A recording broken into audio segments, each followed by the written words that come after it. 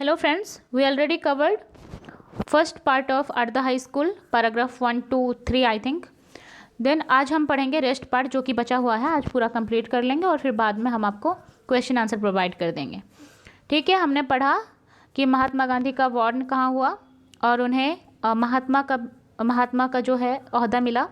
फिर उन्होंने जो अर्ली एजुकेशन उनकी राजकोट इंग्लिश स्कूल से हुई थी, फिर बाद में वो राजकोट हाई स्कूल हुआ। फिर गांधी जी के अकॉर्डिंग उसका नाम जो है मोहनदास गांधी हाई स्कूल हुआ था। ठीक है, और गांधी जी ने अपने मेरिट से ज़्यादा जो है अपने गुड लक को इम्पोर्टेंस दिया, मतलब गुड लक को बोले कि मेरी स्कॉलरशिप और प्राइज़ के लिए मेरे गुड लक ज़्यादा रिस्पॉन्सिबल हैं।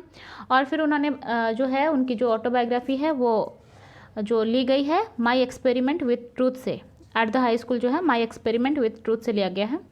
तो हमने इतना सारा पढ़ा कि गांधी जी को करेक्टर और प्रोग्रेस के सर्टिफिकेट हर साल भेजी जाती थी उनके घर, और जो अच्छे रिजल्ट के लिए और जो प्राइजेस के लिए और स्कॉलरशिप के लिए वो बोलते हैं कि मेरा लक बहुत अच्छा हुआ करता था। लेकिन करेक्टर को उन्होंने बहुत अच्छी तरह से गार्ड किया हुआ था, ये बात भी बताते हैं। और फिर बताते हैं कि उनके जो हेडमास्टर थे बहुत ज़्यादा डिसिप्लिनेरियन थे, दोराबजी दुलजी गिमी। ठीक है, और उन्होंने जिम्नास्टिक और क्रिकेट को कंपलसरी कर रखा था अपर क्लास के जो हैं बॉयज़ के लिए, लेकिन गांधी जी को वो पसंद नहीं था। और इसका 2 रीज़न भी उन्होंने बताया था कि एक तो साइनेस थी, दूसरा कि मैं अपने फादर का जो है नर्स की तरह सेवा करना चाहता था।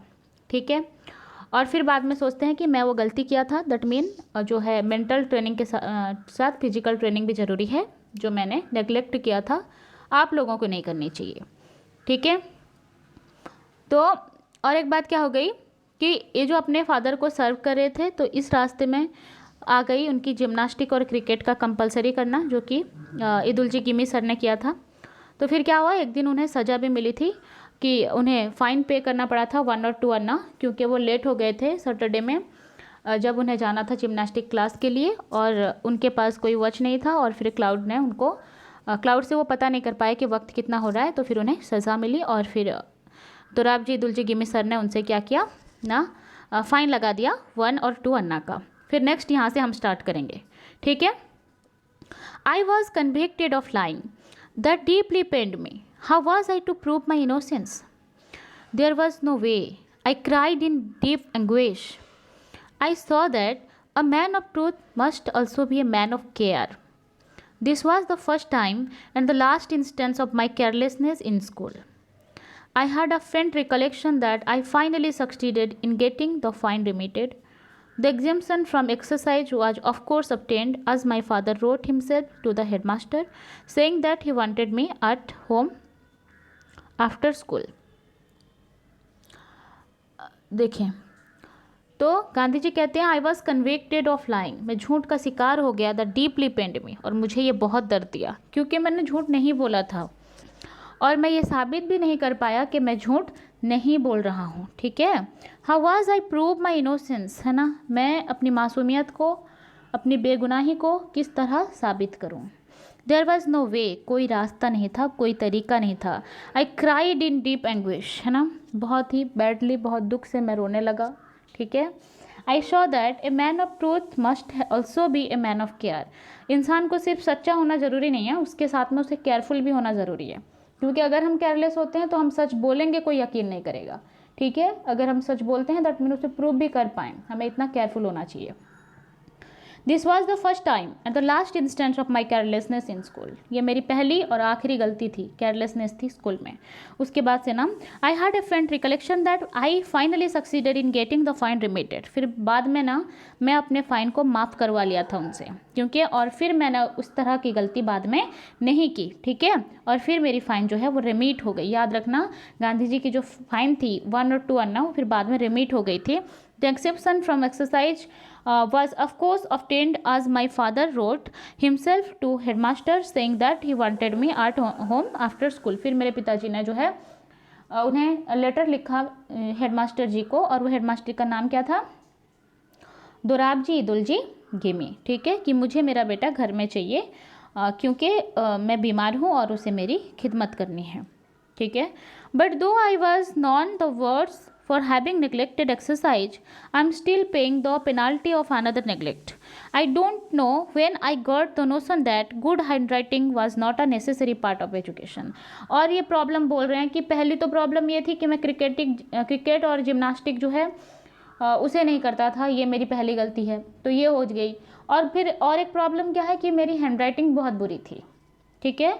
बट दो I was known the ores for having neglected exercise, एक तो हो गई नेग्लेक्ट करना एक्सरसाइज को, ये बैड था मेरे लिए। I am still paying the penalty of another neglect, और अभी तक भी मैं जो है खामियाना भर रहा हूँ और एक नेग्लेक्ट का। दैट मीन मैं अभी तक पछता रहा हूँ मेरी एक नेग्लेक्ट की वजह से, जो मैंने हाई स्कूल टाइम में की थी, स्कूल टाइम में की थी, प्राइमरी हो या हाई स्कूल, मैंने वो गलती की थी जिसकी सज़ा आज तक मैं भुगत रहा हूँ। I don't know veins I got the notion that, कब मुझे ये गलत फहमी हो गई कि good hand writing was not a necessary part of education.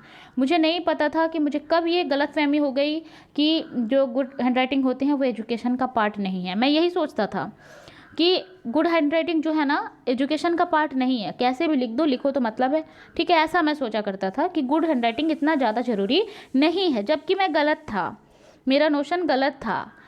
Good hand writing जो है वो एजुकेशन का पार्ट है, ठीक है। But I return in until went to England, ठीक है, मैंने जब इंग्लैंड गया, when later specially in South Africa, फिर बाद में साउथ अफ्रीका गया, आई सॉ, मैंने देखा the beautiful handwriting of lawyers, क्योंकि गांधी जी लॉयर थे और वो साउथ अफ्रीका गए थे, दादा अब्दुल्ला नाम के एक इंडियन थे, उनका केस लड़ने के लिए, और वहाँ से उन्होंने फिर स्टार्ट किया था मूवमेंट। वहाँ पर देखा था कुछ रॉन्ग हो रहा था लोगों के साथ, इंडियन पीपल और साउथ अफ्रीकन पीपल के साथ में, कलर को लेकर के, ठीक है, फिर वहाँ से उन्होंने मूवमेंट स्टार्ट किया था। तो गांधी जी गए थे ना South Africa. I saw the beautiful handwriting of lawyers and young man born and educated in South Africa. तो साउथ अफ्रीका में सारे लोग कितना अच्छा हैंड राइटिंग लिखते हैं, वहाँ के लोग कितना अच्छा हैंड राइटिंग लिखते हैं। I was ashamed to myself, I was ashamed of myself and repented for my neglect, ठीक है। तब ना मुझे मेरा इस तरह का हैंड राइटिंग ना मुझे बहुत शर्म आती थी, मुझे अच्छा नहीं लगता था कि मेरा हैंड राइटिंग इतना बुरा है और वो सब बाकी कितने अच्छा हैंड राइटिंग लिखते हैं। अगर मैं केयरफुल होता मेरे स्कूल टाइम में तो शायद मेरा आज हैंड राइटिंग अच्छा होता। I saw that bad handwriting should be regarded as a sign of imperfect education. और ये जो बैड हैंड राइटिंग है ना, ये एक साइन है कि आपकी एजुकेशन परफेक्ट नहीं हुई है। इसका मतलब एजुकेशन को परफेक्ट करने के लिए आपका हैंड राइटिंग परफेक्ट होना ज़रूरी है। गांधी जी ऐसा कह रहे हैं। दैट मीन तुम्हें जो केयरफुल होना चाहिए अपने हैंड राइटिंग को लेकर, उसको सुधारना है वक्त के साथ। I tried later to improve my, मैंने बाद में कोशिश भी की कि मैं इसे ठीक करूँ, but it was too late, बहुत देर हो चुकी थी। I could never repair the neglect of my youth, है ना, तो मैंने अपने जो जवानी का जो गलती था मैं उसे फिर रिपेयर नहीं कर पाया। Let every young man and women be warned by my example, मेरा ही एग्जाम्पल ले लें आप सारे लोग और आप इसके लिए वॉन्ड हो जाएं कि जो गलती मैंने किया है वो आप ना दोहराएं। And understand that good hand writing is necessary part of education, और ये समझ लें कि गुड हैंड राइटिंग जो है बहुत ज़्यादा ज़रूरी पार्ट हो जाता है एजुकेशन के लिए, ठीक है। I am now of the opinion that children should first be taught the art of drawing before learning to write, ठीक है। यहाँ कहते हैं कि आज मैं अगर कहूँ मेरी ओपिनियन बताऊँ तो मेरा ओपिनियन ये रहेगा कि children should first be taught the art of drawing, बच्चों को सबसे पहले ना ड्रॉ करना सिखाना चाहिए बिफोर लर्निंग टू राइट। उन्हें लिखना सिखाने से पहले उन्हें बस ड्रॉ करना सिखाना चाहिए, कि नॉर्मली ऐसा तो सिखाया भी जाता है बच्चों को, शुरू से उन्हें बस ड्रॉ करना सिखाया जाता है कि वो स्ट्रेट लाइन करें या फिर ड्रॉ करें, जिससे उनका हैंड का कोऑर्डिनेशन अच्छा बनता है और फिर वो अच्छा लिखने लगते हैं, ठीक है। और फिर सर्कल बनाएं, फिर धीरे धीरे वो लेटर्स फिर लिखना शुरू करते हैं, ठीक है। I am now of the opinion that children should first be taught the art of drawing, सबसे पहले तो बच्चों को ड्रॉ करना सीखना चाहिए बिफोर लर्निंग टू राइट, कुछ लिखने से पहले उन्हें पहले ड्रॉ करना सीखना चाहिए। Let the child learn his letters by observation, बच्चों को छोड़ दिया जाए कि वो ऑब्जॉर्व करें चीज़ों को और देख करके अब्जॉर्व करके सीखें। उसी वजह से पिक्चरियस वाले बुक होते हैं छोटे बच्चों के, जिससे हम पिक्चर रीडिंग करते हैं। बच्चा जो है अपने एनवायरनमेंट में नेचुरली बहुत सारी चीज़ों को देखता है और उसका नाम उसे पता होता है, और बुक में उसे देख करके पहली बात तो इंटरेस्ट बढ़ता है, फिर दूसरा पिक्चर रीडिंग से वही फ़ायदा होता है कि बच्चा जो है वो क्या करता है, अब्जॉर्ब कर पाता है चीज़ों को। By observation as he does different objects such as flowers, है ना, फ्लावर्स की इमेज होनी चाहिए, बर्ड्स होना चाहिए etcetera. And let him learn handwriting only after he has learn to draw objects, और पहले वो ड्रॉ करना सीख जाने के बाद में हमें उनको कुछ लिखने के लिए या फिर हैंड राइटिंग लिखने के लिए देना चाहिए। He will then write a beautifully formed hand, फिर देखना ऑटोमेटिक उनका हाथ जो है वो सही हो जाएगा और फिर बहुत अच्छा लिखने लगेंगे बच्चे, ठीक है। और उनकी एक मिस्टेक है संस्कृत, ठीक है, उसे हम पढ़ने वाले हैं। तो पहले उन्होंने बताया कि उनका जो प्रॉब्लम था वो हो गई कि जो हैंड राइटिंग को लेकर के, और फिर वो फिजिकल ट्रेनिंग को लेकर के उन्होंने बताया कि मेरा नेगलेक्ट क्या था, मैं जिम्नास्टिक क्रिकेट ज्वाइन नहीं किया करता था, ये मेरी गलती थी, तुम्हें नहीं करना चाहिए। मेरा हैंड राइटिंग बुरा था, मेरी गलती थी, तुम्हें नहीं करना चाहिए। अब कह रहे हैं कि संस्कृत को लेकर के कुछ, ठीक है, पढ़ेंगे। Let's start. Sanskrit however proved a harder task. In geometry there was nothing to memorize, whereas in Sanskrit I thought everything had to be learnt by heart. This subject was also commenced from the 4th standard. As soon as I entered the 6th, I became deserted. The teacher was a hard taskmaster, anxious as I thought to force the boys. There was a sort of rivalry going on between the Sanskrit and Persian teacher. The Persian teacher was lenient. The boy used to talk among themselves that Persian was very easy, and the Persian teacher was very good and considerate to the student. The easiness tempted me, and one day I sat in the Persian class. The Sanskrit teacher was grieved. He called me to his side and said, "How can you forget that you are the son of Vaishnav father? Won't you learn the language of your own religion? If you have any difficulty, why not come to me? I want to teach you students Sanskrit to best of my ability. As you proceeded further, you will find in it things of absorbing interest. You should not lose heart. Come and sit again in Sanskrit class." सुनो, और एक neglect क्या थी इनकी, इन्हें ना संस्कृत बिल्कुल अच्छा नहीं लगता था, क्योंकि इन्हें लगता था कि संस्कृत में सब कुछ याद करना पड़ता है, मेमोराइज करना पड़ता है और दिल से सब कुछ सीखना पड़ता है, तो ये मुझसे तो हो नहीं रहा, ठीक है। ऐसा सोच करके वो एक घड़ी जाकर बैठ गए पर्सी वाले क्लास में, पर्शियन क्लास में बैठ गए, ठीक है। तो पढ़ेंगे क्या है। Sanskrit however proved a harder task, ठीक है। In geometry there was nothing to memorise, ये बोलते हैं कि ज्योमेट्री में कुछ भी, तो अरिथमेटिक इन्हें अच्छा लगता था, ज्योमेट्री में तो कुछ भी ऐसे याद करने वाली नहीं होती, लेकिन इसमें तो इतना सारा याद करना पड़ता है, बहुत हार्ड है। Whereas in Sanskrit I thought everything had to be learnt by heart, हर किसी को बिल्कुल दिल से समझना पड़ेगा, उसको करना पड़ेगा। This subject was also commenced from the 4th standard, याद रखना 4 क्लास के बाद से, 4th स्टैंडर्ड के बाद से कंपलसरी मतलब पढ़ने लगे थे वो संस्कृत। गांधी जी 4th स्टैंडर्ड के बाद से संस्कृत पढ़ने लगे थे, याद रखना। आज सुन आज आई एंटर्ड द 6th, जब मैं 6th क्लास में गया, आई बिकेम डिजर्टेंट, मुझे बिल्कुल भी मेरा मन नहीं है कि मैं इसे पढ़ूँ। The teacher was a task master, task master mean बहुत ज़्यादा टास्क दे देते हैं, बहुत ज़्यादा स्ट्रिक्ट हैं Sanskrit teacher. Anxious and I thought to force the boys, ठीक है। तो मुझे ना बिल्कुल भी मन नहीं है वहाँ पढ़ने का, बहुत टास्क मास्टर हैं, एंग्जियस हैं। There was a sort of rivalry going between Sanskrit and Persian class, तो उस वक्त ना अपोजिट में इधर से पर्शियन क्लास हो रहा था। The Persian teacher was lenient, Persian teacher ना बहुत लेनियंट थे। लेनियंट का मतलब होता है बहुत ईजी होना, यानी कंसिडर, बहुत अच्छे थे, वेरी गुड एंड कंसिडरेट, ठीक है। लेनियंट का मतलब क्या होता है, वेरी गुड एंड कंसिडरेट, वो बहुत अच्छे थे, ऐसा वो कहते हैं। The boys use to talk among themselves, बच्चे ना आपस में बात क्या करते थे, that Persian was very easy, Persian बहुत आसान है। And the Persian teacher was very good, Persian teacher बहुत अच्छे हैं। And considerate to the student, और बच्चों के लिए बहुत कंसिडरेट होते हैं। द ईजीनेस टेम्पेड मी, इतना आसान मैंने सुना जब कि बच्चे कह रहे हैं पर्शियन बहुत आसान है और पर्शियन टीचर बहुत अच्छे हैं, तो one day I sat in the Persian class, तो फिर एक दिन क्या हुआ, मैं जा करके पर्शियन क्लास में बैठ गया, ठीक है। क्योंकि मैंने सुना बच्चों से कि पर्शियन टीचर जो हैं बहुत ही कंसिडरेट हैं, बहुत अच्छे हैं और बहुत ईजी होता है पर्शियन, तो मैं जा करके कहाँ बैठ गया, पर्शियन के क्लास में। The Sanskrit teacher was grieved, he called me to the side, उन्होंने मुझे देख लिया और बुलाया और बोला, how can you forget that you are the son of Vaishnava father, तुम कैसे भूल रहे हो कि तुम एक वैष्णव हो, ठीक है। एक वैष्णव के बेटे हो, तुम कैसे भूल रहे हो? Won't you learn the language of your own religion? अपने धर्म की किताब से पढ़ने के लिए, अपने धर्म की किताब को पढ़ने के लिए तुम इतने पीछे हो जा रहे हो। If you have any difficulty, अगर तुम्हें कोई प्रॉब्लम है, why not come to me, तुम मेरे पास क्यों नहीं आते? अगर तुम्हें पर्सनली संस्कृत में कोई प्रॉब्लम है तो तुम मेरे पास क्यों नहीं आते? आई वॉन्ट टू टीच, मैं तुम्हें पढ़ाना चाहता हूँ।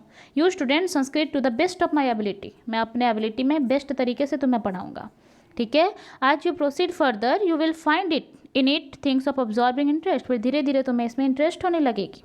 ठीक है, you should not loss heart, है ना, इतना जो है डिमोटिवेटेड मत हो, तुम सीख सकते हो। Come and sit again in the Sanskrit class, फिर वापस आ जाओ संस्कृत क्लास में।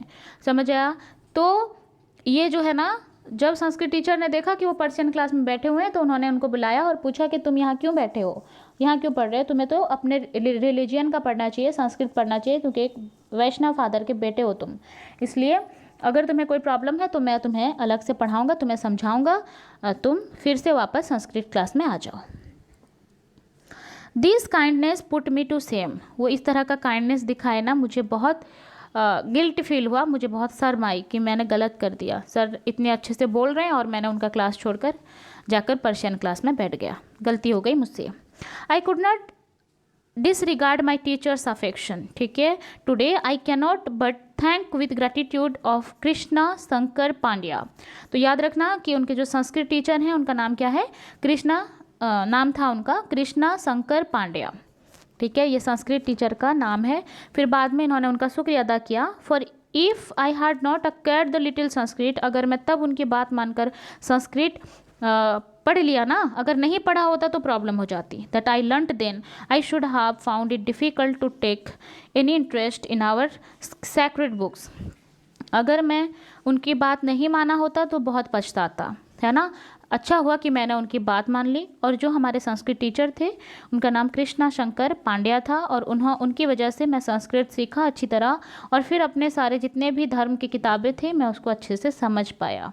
ठीक है, in fact I deeply regret that I was not able to acquire a more thorough knowledge of the language. ठीक है, तो फिर लैंग्वेज को है सीखे वो, और इससे यही पता चलता है कि हर लैंग्वेज सीखा जा सकता है अगर हम उसको हार्डली सीखें और एफर्टली जो अच्छी तरह से सोचें उसको और समझने की कोशिश करें, तो हम हर कोई सीख सकते हैं और हमें सीखना भी चाहिए। ठीक है, फिर गांधी जी ने, उनको लगता था कि संस्कृत डिफ़िकल्ट है, फिर भी वो सीखे अपने टीचर के ब्लेसिंग्स की वजह से, अपने मेहनत की वजह से, तो वो सीख पाए हैं। उसी तरह हमें भी कुछ डिफ़िकल्ट लगता है तो हमें उससे घबराना नहीं चाहिए, और घबरा कर छोड़ देना तो बिल्कुल भी नहीं चाहिए। उसे ट्राई करना चाहिए कैसे सॉल्व किया जाए, खुद से, दूसरों की मदद से, लेकिन करना ज़रूर चाहिए। ठीक है, ये हमारा पार्ट 2 था। पार्ट 1 हमने ऑलरेडी अपलोड कर दिया है, अगर आपने नहीं देखा है तो आप जा कर के देख सकते हैं। ठीक है, अगर ये वीडियोस आपके लिए हेल्पफुल हैं और आगे आप चाहते हैं कि इस तरह के वीडियोस और बनाए जाएं, तो हमारे चैनल को लाइक करें, सब्सक्राइब करें। Thank you.